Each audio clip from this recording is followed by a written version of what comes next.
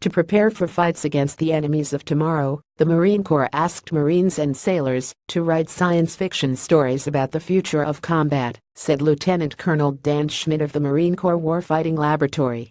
Is it world-class science fiction writing? I'm not a fair judge of that, probably not, Schmidt said on Thursday. Is it incredibly useful to inform how we're going to fight in the future? Because it's coming from warriors to warriors, it's incredibly useful. Dozens of Marines and sailors participated in the project last year, said Schmidt, branch head of field testing at the lab's experiment division. The Marines were mentored by authors such as Max Brooks, who wrote World War Z, and August Cole, co-author of Ghost Fleet. We went out to the fleet and we said, hey guys, if you are passionate about science fiction, we don't care what your background is, we care that you're serving under oath, and you're a warrior and you care about this stuff, Schmidt said at the Marine Corps League's annual Modern Day Marine Expo in Quantico, Virginia.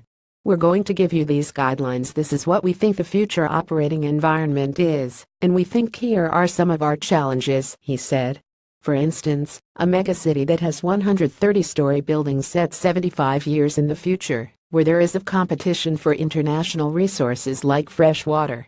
How will a small unit Marine operate in this environment? The budding sci-fi authors envisioned a world in which Marines use exoskeletons to fight and have drones deliver supplies, Schmidt said. They also wrote about future adversaries using genetic engineering to create an army of super warriors from cradle to grave. Science fiction has been a theme at this year's expo. On Wednesday, Marine Corps Commandant Gen. Robert Neller said he would like the Corps to have a holodeck similar to the one from Star Trek, The Next Generation, for commanders to practice large-scale wargames. In a perfect world, it would be like Jean-Luc Picard in Star Trek, Neller said.